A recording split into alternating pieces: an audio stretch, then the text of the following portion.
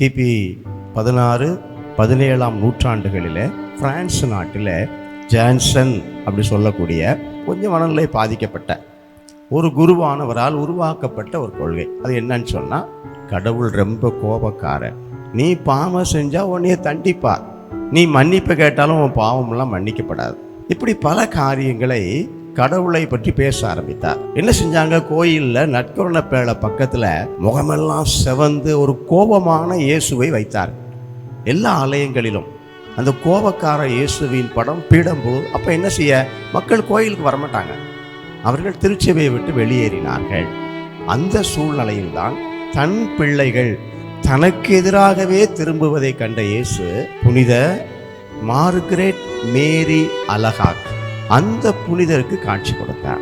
தன்னுடைய அன்பால் பற்றி எரிகிற இதயத்தை, சாந்தமான கனிவான முகமுள்ள இயேசுவை காண்பித்தார். அது வரைக்கும் அந்த இயேசுவை, அந்த முகத்தை யாரும் எங்கேயுமே பார்த்ததில்லை. இதை காண்பித்து அவர் தன்னுடைய அன்பை வெளிப்படுத்தினார். நான் இதயத்தில் அன்பும் கனிவும் உள்ளவன், இரக்கம் உள்ளவன்.